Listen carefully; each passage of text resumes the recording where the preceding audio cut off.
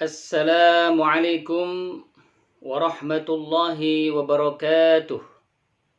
Alhamdulillahi wa kafa, wassalatu wassalamu ala nabiyil mustafa wa ala alihi wa ashabihi ahlas sidqi wal wafa, amma ba'd.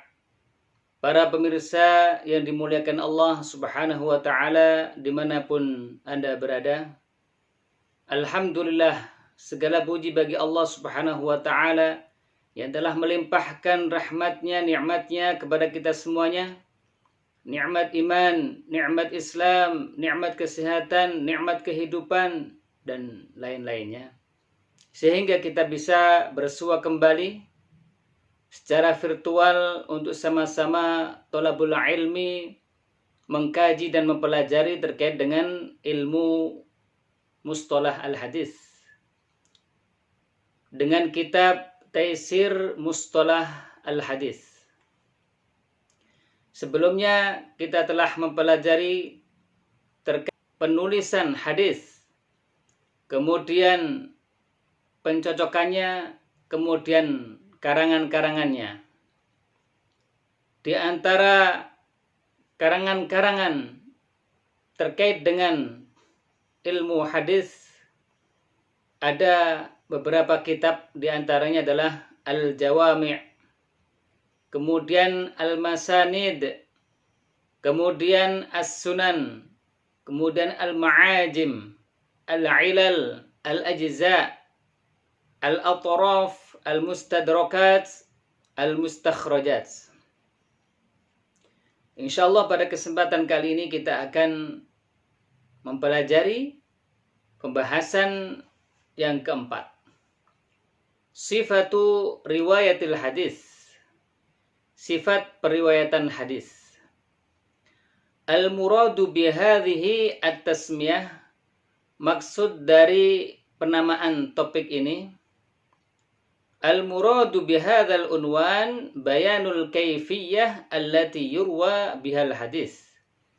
Yang dimaksudkan dengan topik ini adalah penjelasan tentang tata cara diriwayatkannya hadis, wal adab allati yanbaghi at-tahalli biha, dan adab atau etika yang mesti dilakukan serta hal-hal yang terkait dengan itu. Wa ma yata'allaqu bidzalika. Wa qad taqaddam syai'un min dzalika fil mabahis as-sabiqah wa ilaika ma baqiya. Beberapa sudah pernah disinggung dalam pembahasan sebelumnya, berikut ini sisanya. Hal tajuzu riwayatur rawi min kitabihi idza lam yahfal ma fihi.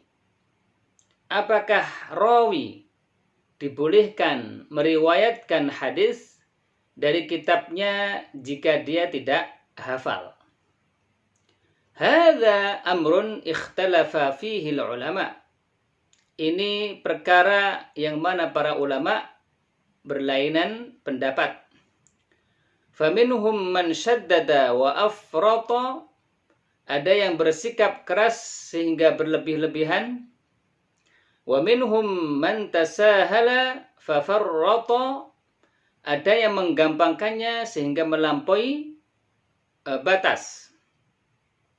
Wa minhum man i'tadala fatawassata, tetapi ada juga yang bersikap mu'tadil, seimbang, sehingga mengambil jalan pertengahan.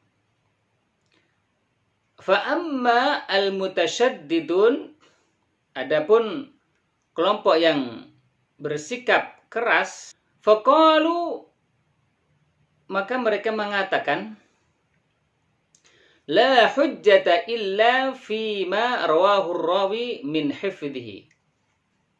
Tidak bisa dijadikan hujjah kecuali apa yang diriwayatkan oleh perawi dari hafalannya. Ruwiya dzalika an Malik wa Abi Hanifah wa Abi Bakar As-Saidalani Asy-Syafi'i.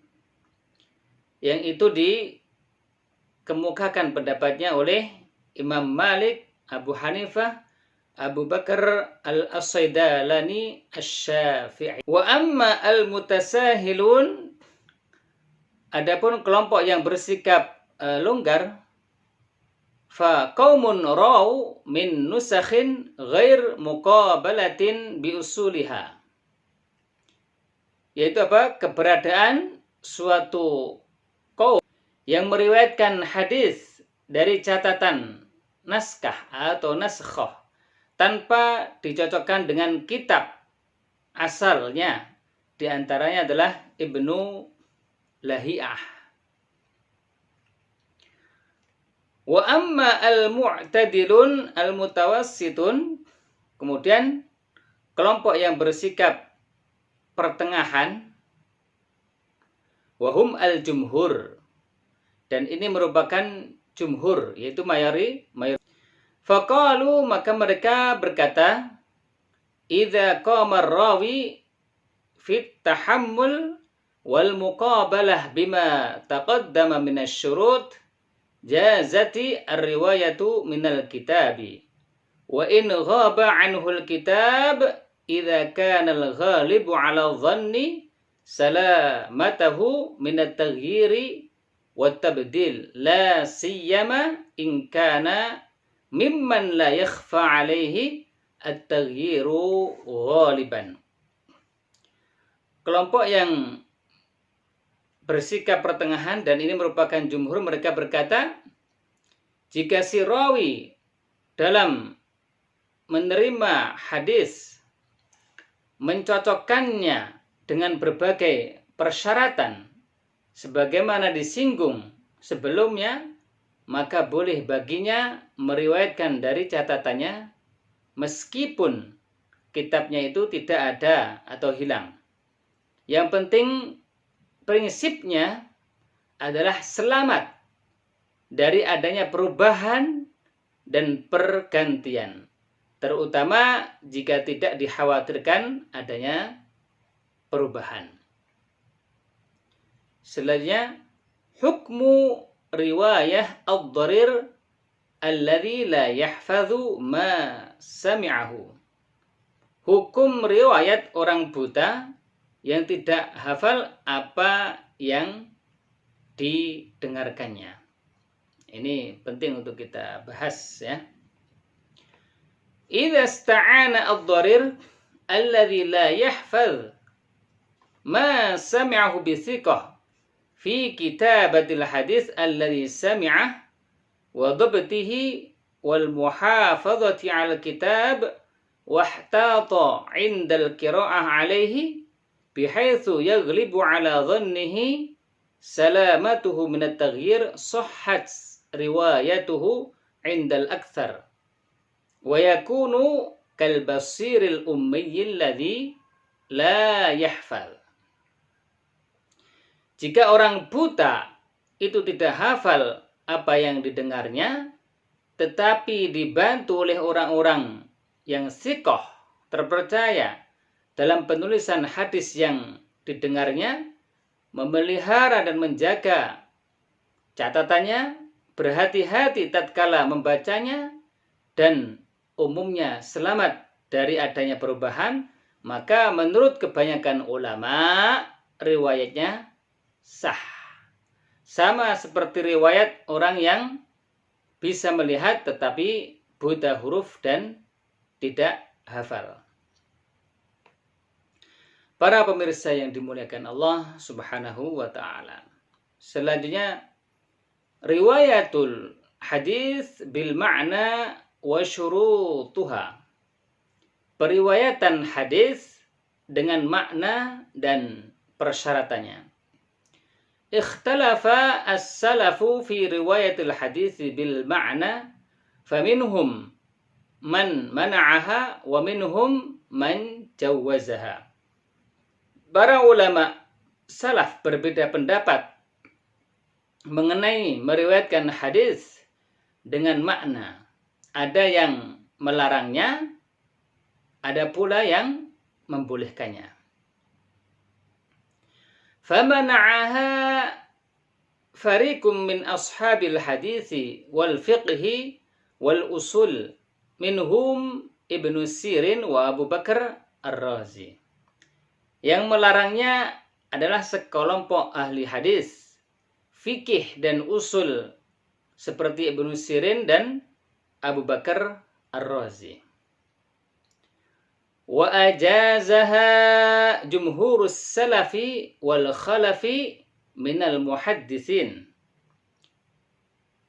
wa ashabul fiqhi wal usul minhum al-a'immah al-arba'ah. Lakin idza qata'a ar-rawi bi ada'il ma'na thumma inna man ajaza ar-riwayah bil ma'na ishtarata laha syurutan.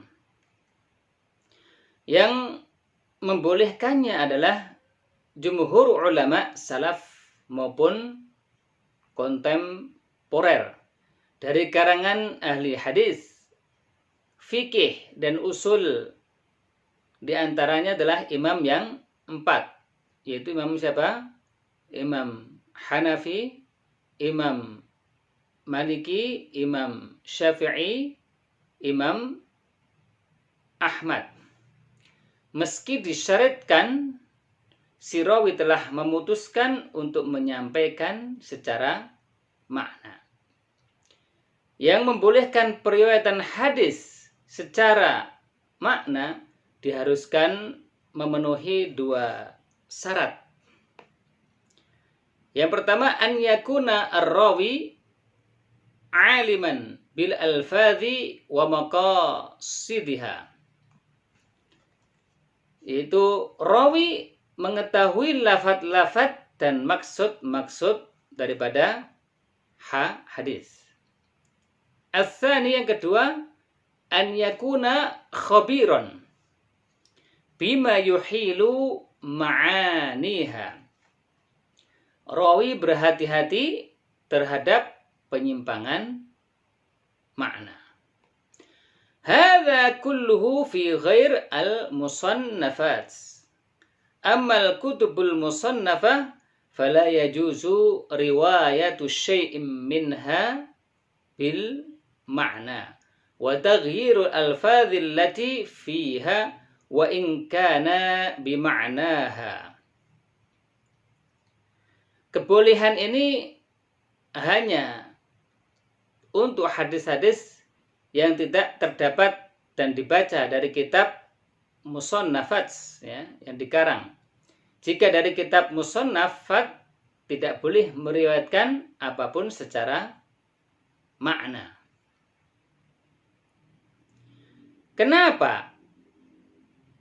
Lianna jawaza ar-riwayah bil ma'na kana lid-darurati idza ghabat 'anir rawi kalimatan minal kalimat. Terlebih lagi dengan merubah lafaz-lafaz yang ada di dalamnya meskipun maknanya sama. Kebolehan periwayatan secara makna karena kondisi darurat, terpaksa. Jika dari si rawi terdapat kata-kata yang hilang, tetapi setelah dipastikan hadis-hadis tersebut ada di dalam kitab, amma ba'da tasbitil ahadits fil kutub falaysa hunaka daruratun li riwayatin ma fiha bil ma'na. Tetapi setelah dipastikan hadis-hadis tersebut ada di dalam berbagai kitab, maka tidak ada lagi kondisi darurat untuk meriwayatkannya secara makna. Hadza wa yanbaghi lirrawi bil ma'na an yakul ba'da riwayatihi al hadis au kama qala au nahwahu au shibhahu. Rawi yang meriwayatkan secara makna hendaknya mengatakan setelah meriwayatkan hadis itu au kama qala, atau seperti apa yang dituturkan, atau nahwahu, atau yang semacamnya, atau shibhuhu, atau yang serupa.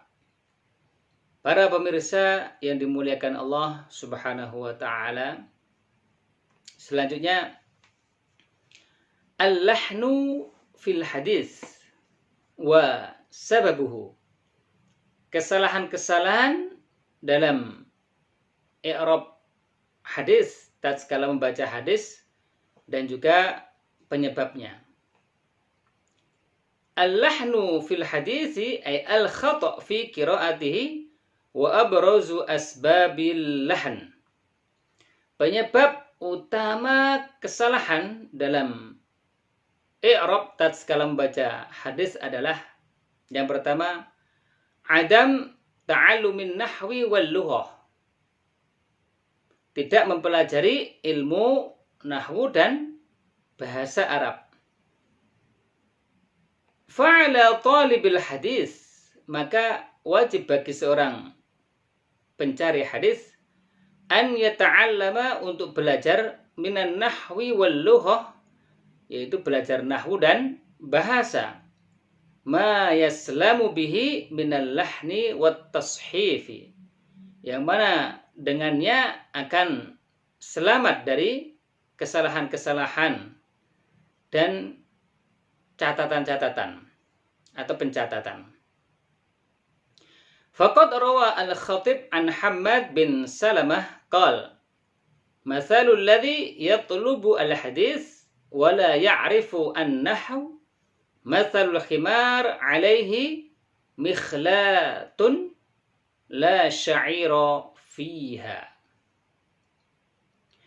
Diriwayatkan oleh Al-Khatib dari Hammad bin Salamah yang berkata, perumpamaan orang yang mencari hadis tetapi tidak mengetahui ilmu nahwu seperti keranjang makanan yang dibawa seekor keledai tetapi di dalamnya tidak ada gandum.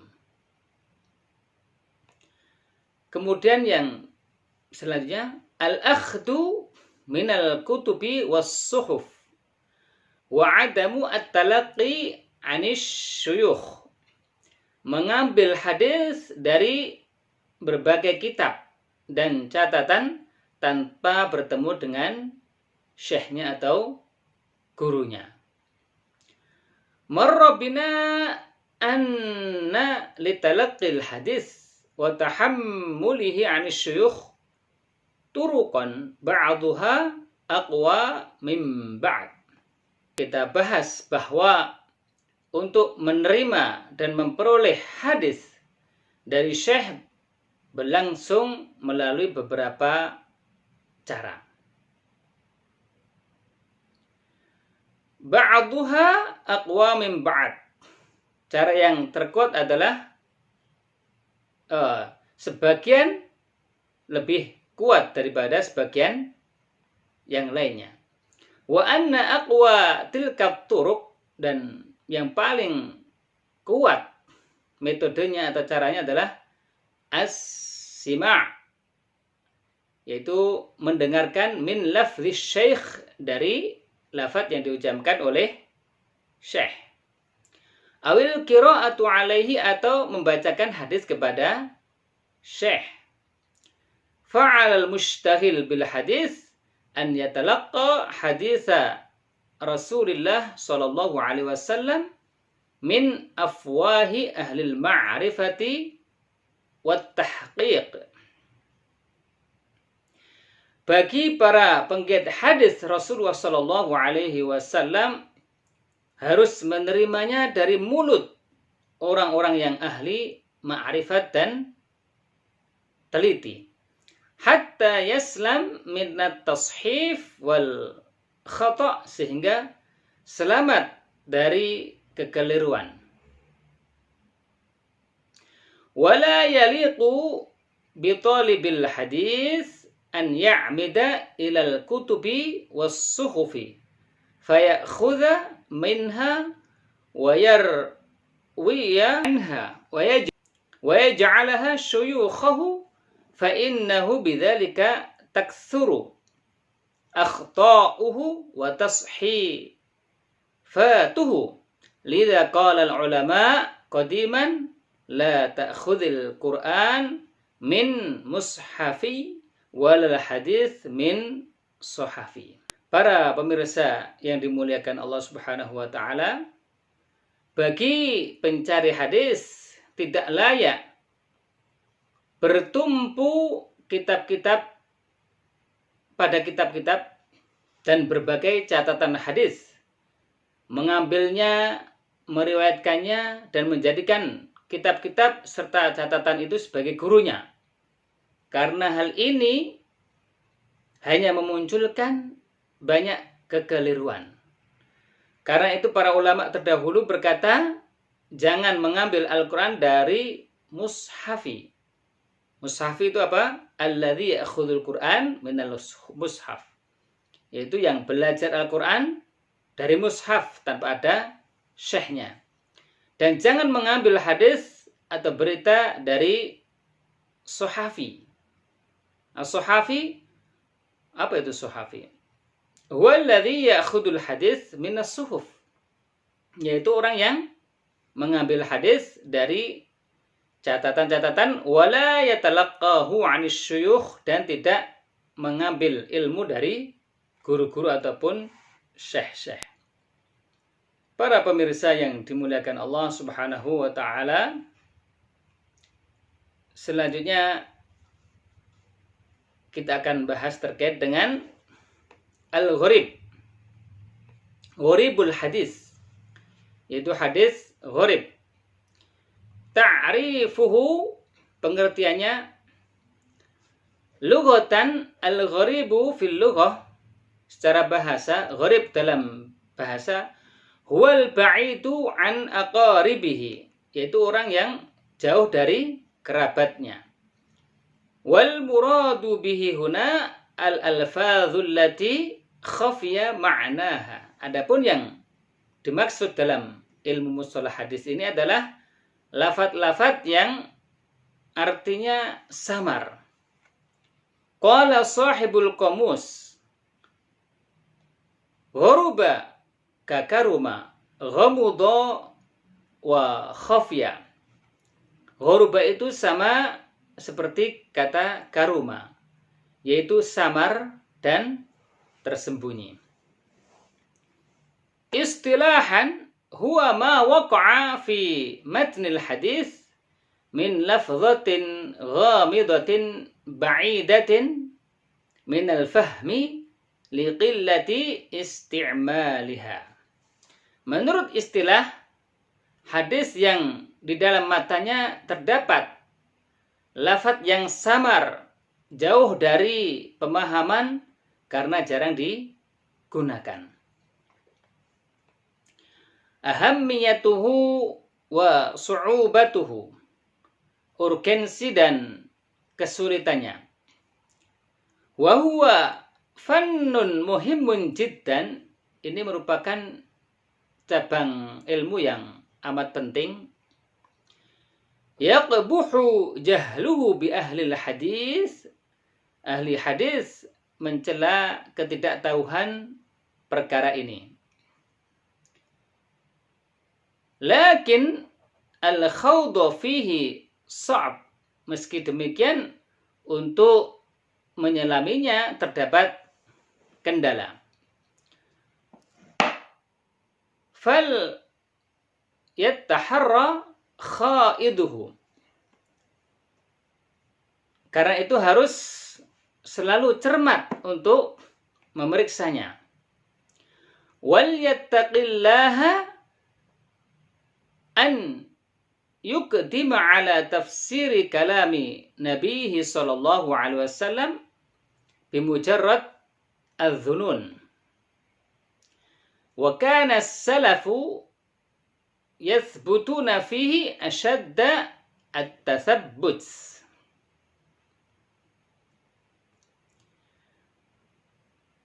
Karena itu harus selalu cermat memeriksanya, senantiasa bertawakal kepada Allah Subhanahu wa ta'ala dengan cara mengutamakan penafsiran dari perkataan Nabi Shallallahu Alaihi Wasallam untuk menjauhkan dari dugaan,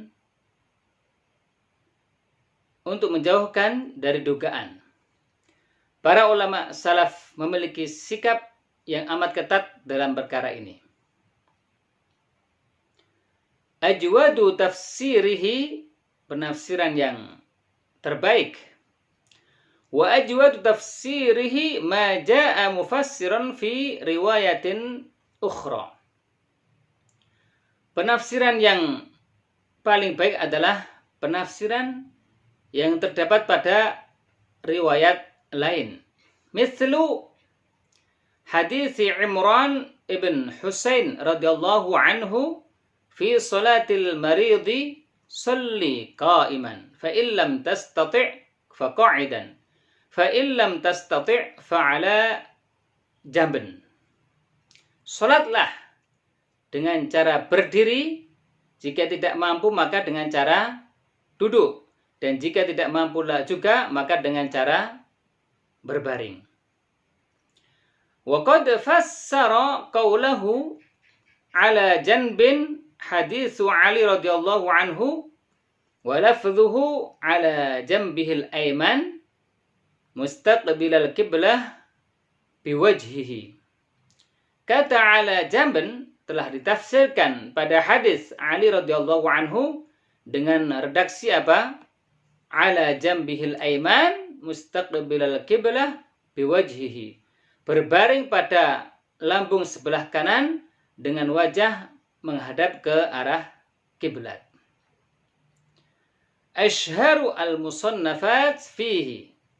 Kitab yang populer ya terkait dengan hal ini adalah Gharibul Hadis, yaitu hadis gharib li Abi Ubaid Al-Qasim bin Salam.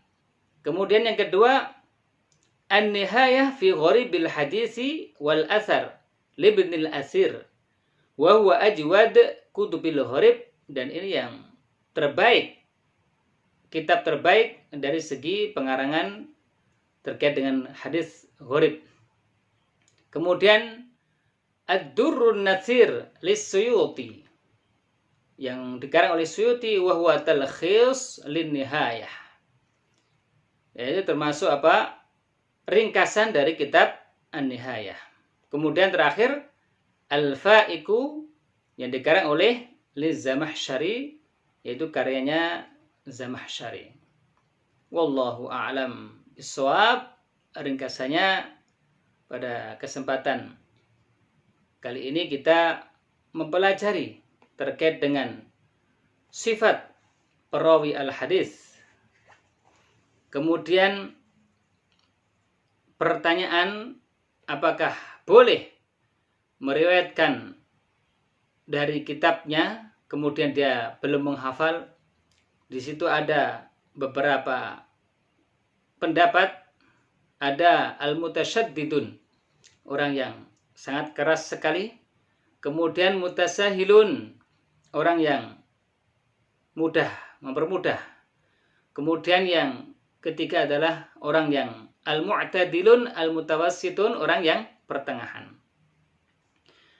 Kemudian kita juga mempelajari hukum periwayatan seorang yang buta, yang mana ia tidak menghafal apa yang ia dengarkan. Kemudian periwayatan hadis dengan artinya atau fima ma'na secara global, wa syurutuha, dan syarat-syaratnya. Nah, di sana ada dua pendapat, sebagian melarangnya, sebagian memperbolehkannya. Kemudian kesalahan dalam i'rab, dalam pembacaan hadis dan sebab-sebabnya, di situ disebutkan karena tidaknya belajar ilmu nahwu dan bahasa. Kemudian pengambilan dari kitab-kitab dan catatan-catatan tanpa ia berguru. Terakhir gharibul hadis, yaitu hadis gharib, yang mana di situ ada secara bahasa, ada secara istilah, kemudian urgensinya dan juga kesulitannya, kemudian penafsiran yang baik ya terkait dengan riwayah Al-Ghurib ini. Dan yang terakhir adalah kitab-kitab masyhur yang membahas terkait dengan hadis Ghurib. Wallahu a'lam bishawab. Semoga Allah Subhanahu wa taala memberikan kepada kita faidah, manfaat terhadap ilmu kita pada kesempatan kali ini. Ilal liqa, sampai jumpa di pertemuan selanjutnya. Mari sama-sama kita tutup pertemuan kita kali ini dengan membaca doa kafaratul majlis. Subhanakallahumma wa bihamdika asyhadu an la ilaha illa anta astaghfiruka wa atubu ilaih. Assalamualaikum warahmatullahi wabarakatuh.